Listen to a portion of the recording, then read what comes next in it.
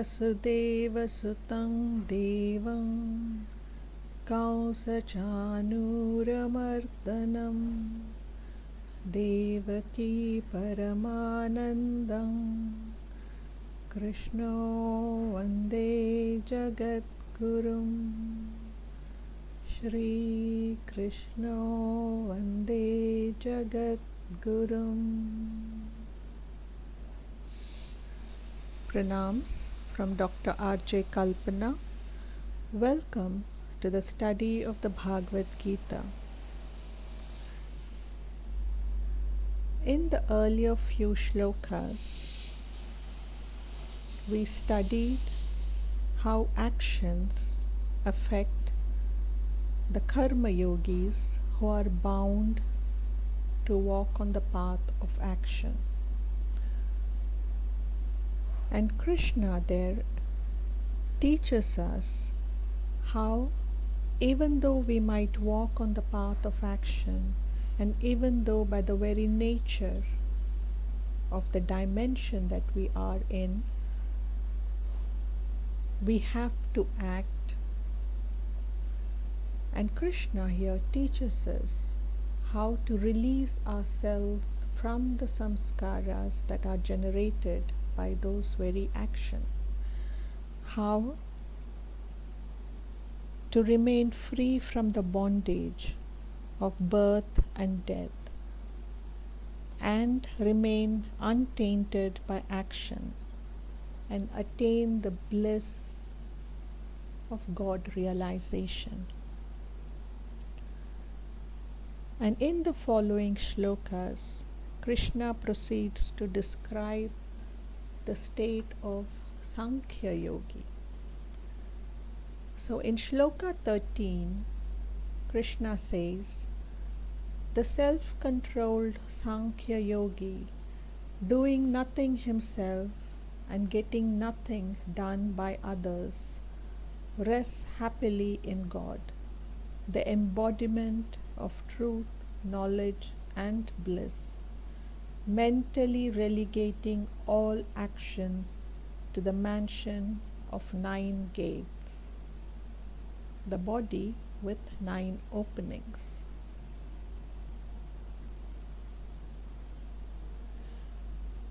So what this shloka means is that Sankhya Yogi who has attained self-control and self-discipline of himself remains constantly established in the identity of the divine as Sat Chit Ananda, truth, knowledge and bliss. So he views his physical mortal body as a disconnected reality. So from the Sankhya Yogi point of view, he no longer identifies with the body or with the senses, nor does he regard them as his own. Therefore, he does not claim ownership of the actions performed by the body and the senses, nor does he hold himself indirectly responsible for them.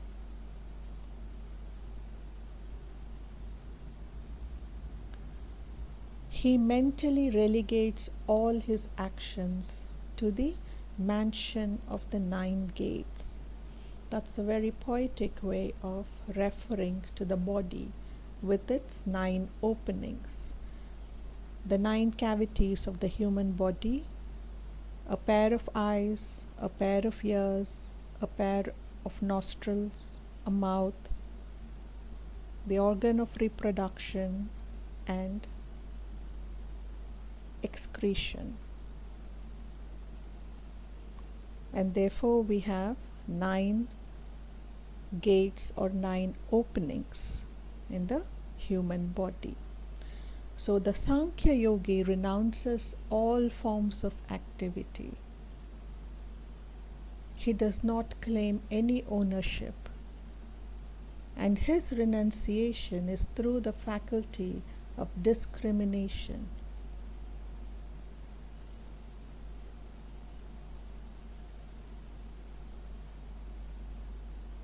So therefore, the Sankhya Yogi is free from the bondage that his actions will generate. In Shloka 14, God determines not the doership nor the doings of men, nor even their contact with the fruit of actions, but it is nature alone that functions. This is a very important shloka that we need to understand in the right perspective, in the right context. Often we form into a habit to say that why God has cursed us with so much of pain and suffering. Why has God cursed humanity when there are children hungry and dying and abused, when there are wars going on in this world and decent, honest men and women are being killed unnecessarily? What kind of God do we have? This is the general vein of conversation. This is the general vein of thoughts that we often encounter amongst our fellow human beings. And in this shloka, the answer lies. The answer is that it is not God that determines the doings of men. We humans are responsible for our own actions. At every moment in time, we stand at the crossroads. We are confronted by choices to be or not to be, to act or not to act. And our tendencies, our gunas, sattvic, rajasic, tamasic gunas, propel us towards making certain choices, and thereby we set events into motion. We set samskaras into motion. And these gunas are evolutes of nature. They are the modes of Prakriti. And everybody born in this human dimension is part and parcel of these gunas, is part and parcel of nature. And therefore Krishna says it is nature alone that functions. There is no imaginary God sitting in judgment of all of us, as people are wont to think. God has definitely made man in his image, and what have we done? We try to make God in our image. How utterly irresponsible and foolish is that? We ourselves are responsible for designing our own destiny, depending on how our tendencies function, depending upon our own moral compass. We determine the course of action that we must take.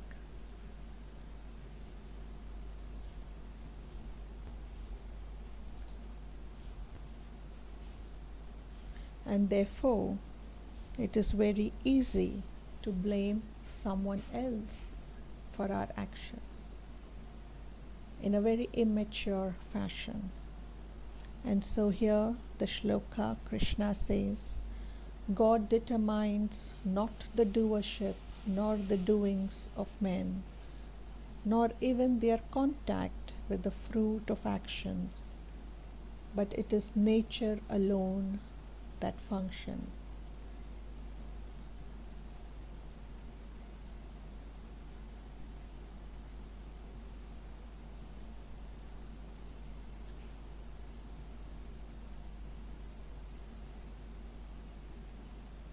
So what happens once the soul leaves the body? Who decides when to be born, where to be born? What kind of samskaras do we have? We decide.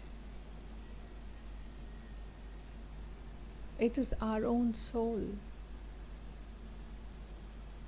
that is the judge and executioner and criminal all rolled into one, because we are Sakshi. The Upanishads call it Sakshi. We ourselves witness our own actions. The soul, inherent soul within us, the causal body that lies within each one of us, is that witness to all our actions and inactions. And it sits in no judgment. There is no judgment.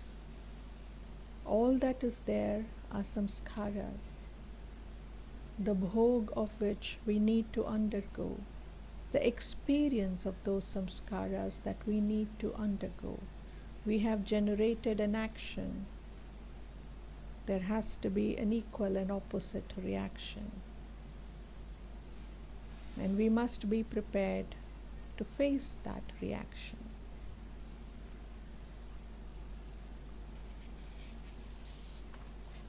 Shloka 15. The omnipresent God does not receive the virtue or sin of anyone.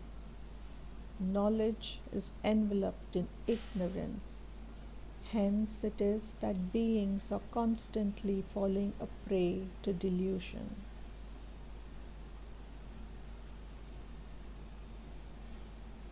Now, if God does not sit in judgment of humans, if there is no individual God, a persona of the divine that sits above in the heavens judging us, then it naturally follows that the omnipresent God does not receive the virtue or sins of anyone. The divine is not recipient to our good samskaras or our bad samskaras. We carry that little suitcase with us. As long as that suitcase is not emptied, we are bound to that suitcase of impressions and memories that we carry within us. And that keeps us bound, tied to the human dimension with constant birth and death cycles. And so here Krishna says that knowledge, this knowledge, is enveloped in ignorance.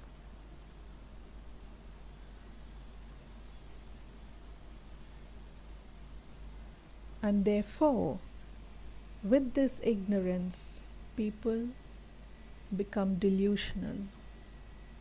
They blame an invisible entity of their mistakes. They hold an invisible entity for their own actions and misactions. Whereas in reality, the divine has nothing to do with our misadventures. The divine has equally nothing to do with our virtues, because he is unborn. And though he is a non-doer, he performs the functions of creation, sustaining and destructing the universe.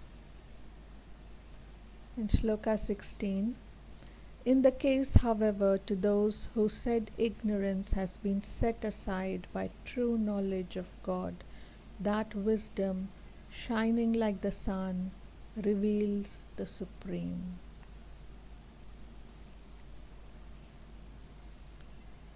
And here Krishna says that for those humans who have worked hard of removing the veils of illusion from their eyes, setting aside the traps of their ignorance, who are not so deluded by blaming an omniscient, omnipresent, divine, for them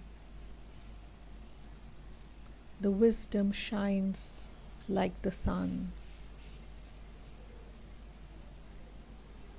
For them, wisdom dispels all darkness, thereby revealing the true nature of reality, the reality of this human dimension that we are all bound to. Shloka 17. Those whose mind and intellect are wholly merged in Him, who remain constantly established in identity with Him, and have finally become one with Him, their sins being wiped out by wisdom, reach the state whence there is no return.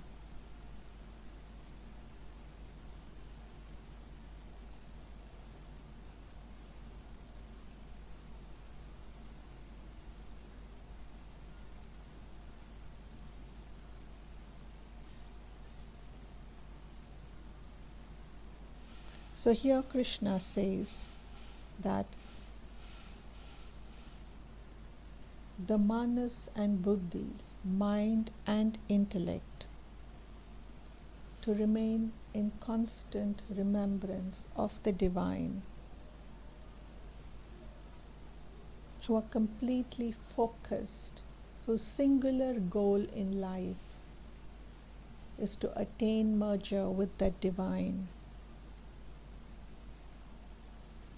For that Sankhya Yogi, their samskaras will be wiped out by this wisdom that they have attained through their penance and through a deep study of spiritual science.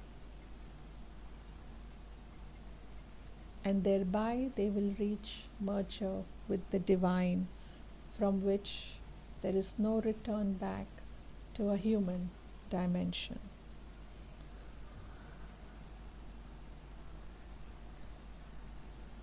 Shloka 18. The wise look with the same eye on a Brahmana endowed with learning and culture, a cow, an elephant, a dog, and a pariah too.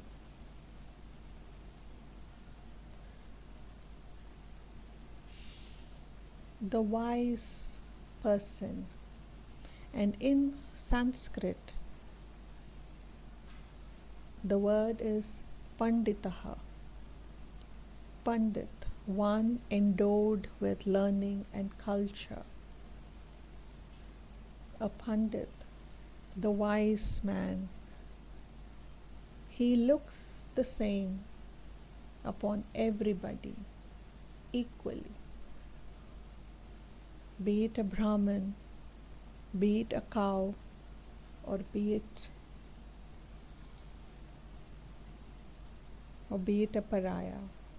It doesn't matter to him, because that wise one, endowed with learning, understands that it is the same divine principle that exists in everybody. It is unfortunate that their tendencies drive them away from realizing that divinity within themselves. But that wisdom to treat them all the same remains. Shloka 19. Even here is the mortal plane conquered by those whose mind is established in unity, since the Absolute is untouched by evil and knows no distinction. Hence they are established in the eternal. And therefore Krishna here says that the only way that we can conquer this mortal plane, this human dimension that we are born into, is to attain balanced equanimity, to have a mind that is unified in its thought processes.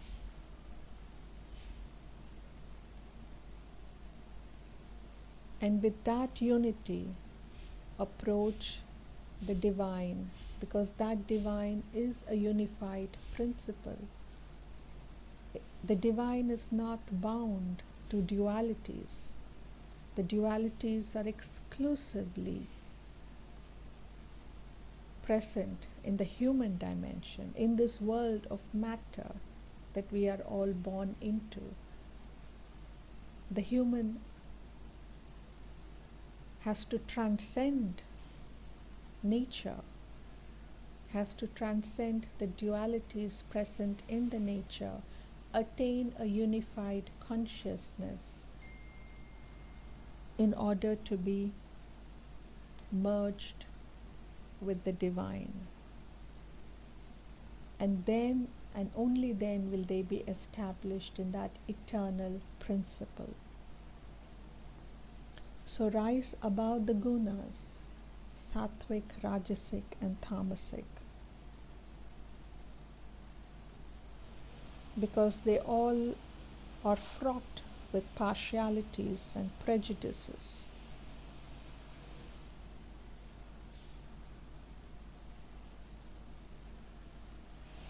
And be absolutely free from dualities of any sort. No attractions, no revulsions, no likes, no dislikes. And if we are established in that unified consciousness, then it is but a matter of time before we too merge with the divine. Shloka 20. He who with reason firm and free from doubt rejoices not on obtaining what is pleasant, and does not feel perturbed on meeting with the unpleasant, that knower of Brahma lives eternally in identity with Brahma. So here Krishna once again tells us that be firm of reason, free from any doubts and questions. Have faith and neither rejoice nor feel perturbed, because the knower of reality, established in unity, has not the least attachment to anything. Everything is as is. It will be accepted in its original form without value judgments. And thereby,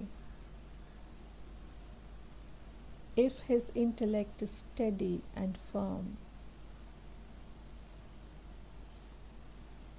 then he has a chance of knowing the truth eternal, the chance of knowing Brahma, and remain constantly established in that truth, in that Brahma, all the time. But time itself has no meaning. because once one is established in that which is eternal, infinite, it's timeless. Shloka 21. He whose mind remains unattached to sense objects derives through meditation the sattvika joy which dwells in the mind. Then that yogi, having completely identified himself through meditation with Brahma, enjoys eternal bliss.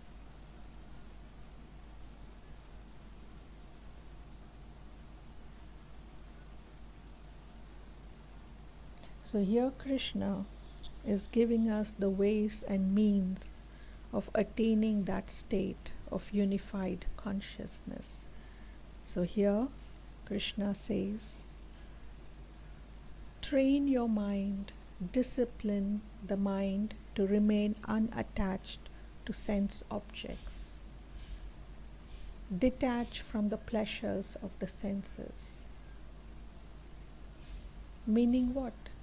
Meaning, eat whatever is put in front of you, neither liking it nor disliking it. It is what it is. Food is meant to sustain the physical body, to keep body and soul together till that time that we can attain our divine goal. The soul can attain its goal. And then Krishna says, through meditation, attain sattvika joy. Now, what is this sattvika joy? Sattvika joy is that joy which is born out of dispassion.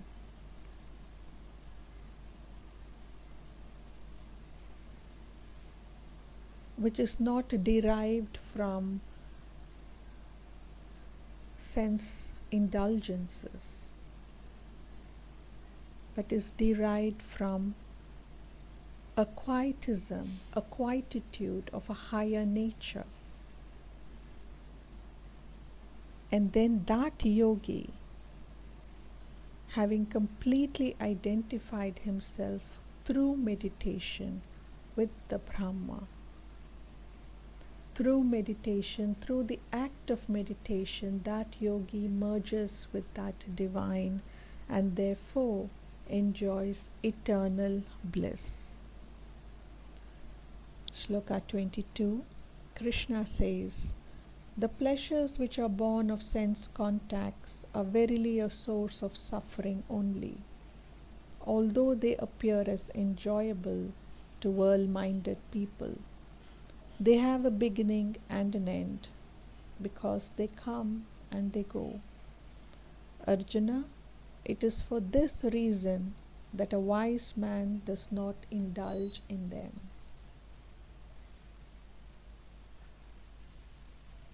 And so Krishna here says that those pleasures which are born out of senses, appeasement of the senses, those pleasures are transitory in nature.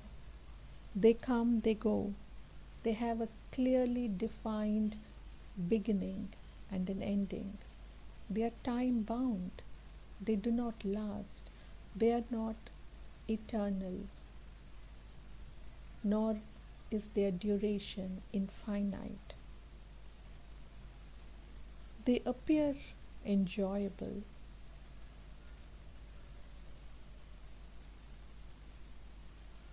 for a group of people who are worldly minded. They appear to be enjoyable, but that enjoyment too is finite. It is nothing in comparison to that infinite bliss that we can all attain when we come in contact with that divine, because that bliss is infinite, it is eternal. And therefore, Arjuna, Krishna says, do not indulge them. The wise man does not indulge in those pleasures which are born out of the senses, because that path only leads to suffering. Shloka 23. He alone who is able to stand in this very life before casting off this body, the urges of lust and anger, is a yogi, and he alone is a happy man.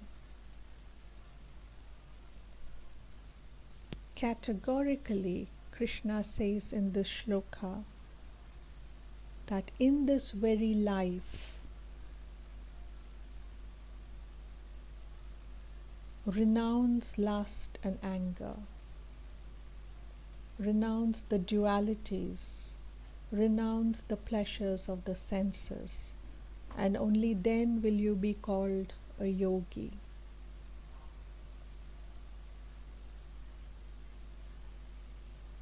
And then only will you be able to be happy, because now no more do we have to go between extremes of pleasure and pain, joy and sorrow.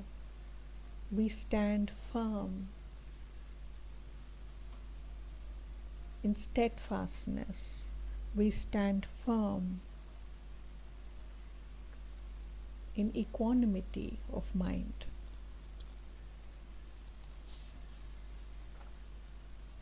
Shloka 24. He who is happy within himself enjoys within himself the delight of the soul, and even so is illumined by the inner light. Such a yogi, identified with Brahma, attains Brahma, who is all peace. Everybody in this world seeks happiness. Everybody wants happiness. But not everybody understands the definition of happiness. What is real happiness? What is everlasting happiness? And therefore Krishna here talks about the Sankhya yogi, who is content with his inner self,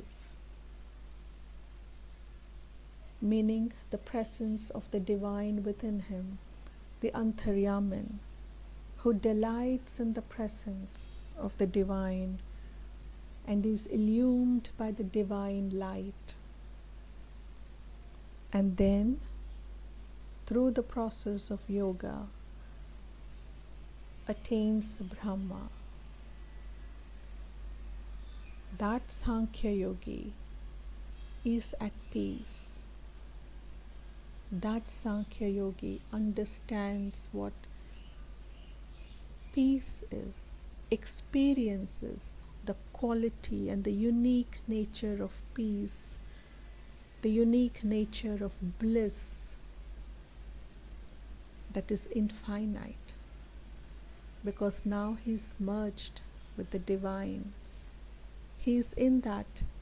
He has transcended the human dimension into the dimension of the divine consciousness, which is timeless, eternal.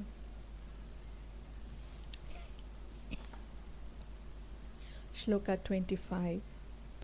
The seers whose sins have been wiped out, whose doubts have been dispelled by knowledge, whose disciplined mind is firmly established in God, and who are actively engaged in the service of all beings, attain Brahma, who is all peace.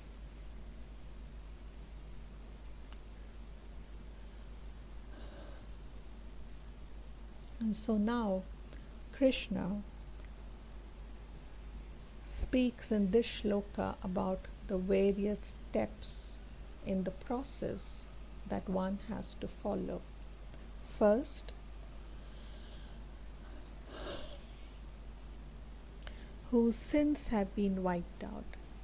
That little suitcase of samskaras that we carry has to be emptied completely, where we no longer have any doubts and any questions that we might have which are born out of ignorance have been dispelled by knowledge. Who has a mind which is disciplined and is firmly established in God. Dharana, single-minded focus on the divine, and at the same time engaged in the service of all beings. That is ideal behavior. And therefore, that person, that seer, that rishi is one who has thoroughly grasped the real truth, who has understood the realization of God, who is both the cause of this universe and the universe itself. Shloka 26. To those wise men who are free from lust and anger, who have subdued their mind and have realized God, Brahma, the abode of eternal peace, is present all around. This is such a beautiful shloka, and this is a very important shloka as well, because here Krishna tells us very clearly that free yourselves from the senses, free yourselves from the dualities of nature, discipline your mind, realize God, merge with the divine, and then Brahma, the abode of eternal peace, is present all around. Such a beautiful shloka. So here, Brahmaloka, the celestial dimension of Brahma, is not a faraway thing. It is not light years away that we must travel.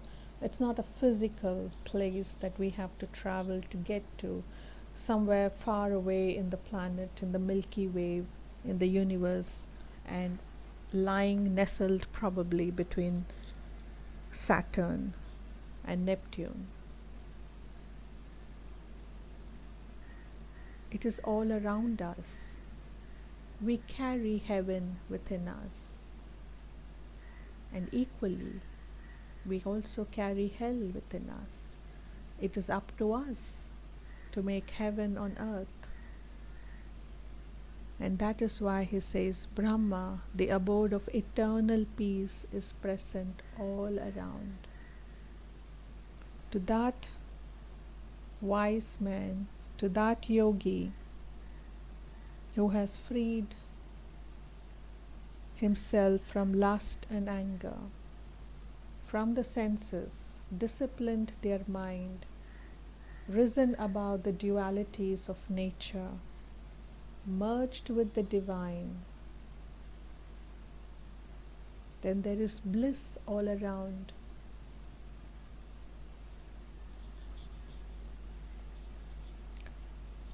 So the bliss exists here, there, everywhere, above as well as below, inside, outside, at all times, in every single moment of time. Nothing but Brahma remains. There is no other reality, just that one reality of truth. Shloka 27 and 28. Shutting out all thoughts of external enjoyments with the gaze fixed on the space between the eyebrows, having regulated the prana, outgoing breath, and the apana, the ingoing breath, flowing within the nostrils, he who has brought his senses, mind, and intellect under control such as a contemplative soul intent on liberation and free from desire, fear, and anger, is ever liberated. And so here Krishna's promise to that yogi who sits in meditation, who undertakes pratyahara, meaning shutting out all thoughts of external enjoyments, who undertakes dharana, fixing the gaze on the space between the eyebrows, then pranayama, regulate your incoming and outgoing breaths, yama and niyama, bring the senses, the mind and intellect under control. And if the goal is ever intent on liberation, free from any desires, wishes, that yogi will achieve liberation. Now, the meditation in this shloka that Krishna talks about, and for that matter in the entire Gita that Krishna talks about, is uniquely the meditation that is prevalent in those ancient times. So this was the techniques of Patanjali's Yoga Sutras. And in this chapter and in this shloka and in the Bhagavad Gita itself, for the very first time, Krishna introduces to us the concept of meditation. Of course, he takes up meditation in much greater detail in the next chapter that we will study shortly.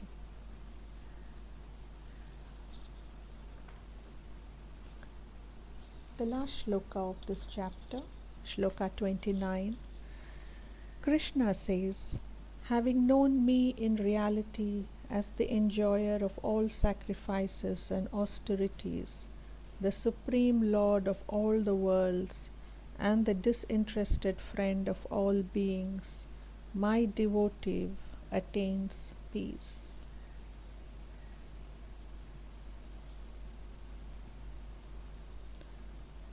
And so here finally Krishna reveals a little bit of his cosmic dimension, and he says that know me to be the enjoyer of all sacrifices and austerities.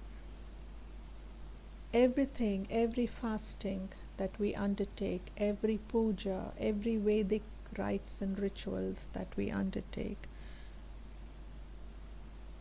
in reality, it is all towards that divine. It is all offerings towards that divine.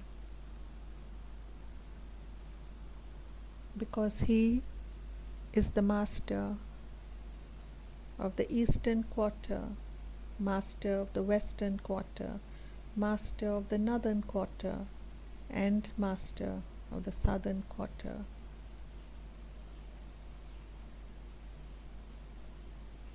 And all the guardians of the world report unto him. He creates, maintains, and dissolves the myriad world systems as part of his cosmic play. Through his divine potency known as Maya, and yet controls them, and yet remains aloof from it all. So that devotee, that yogi, that rishi who thus knows him as such, comes to realize the divine glory, and no longer will he be subject to fear and anxiety. No longer will he be bound to senses, because his mind is constantly on the divine, on that boundless ocean of bliss.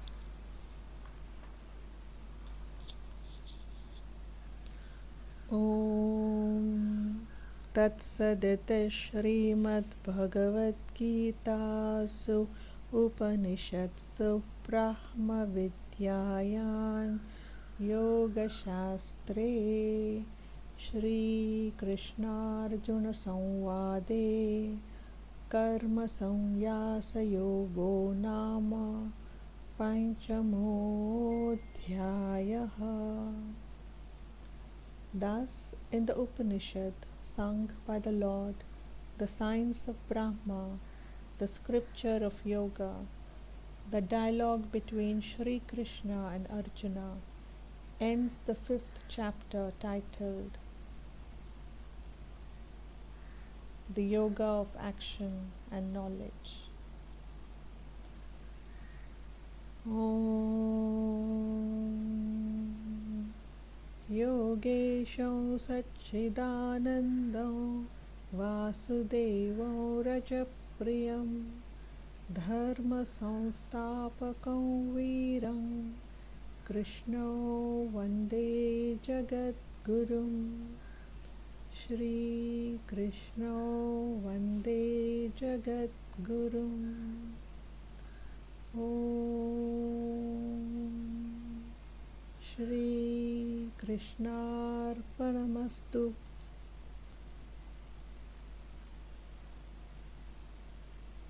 Om Shri Krishnarpanamastu.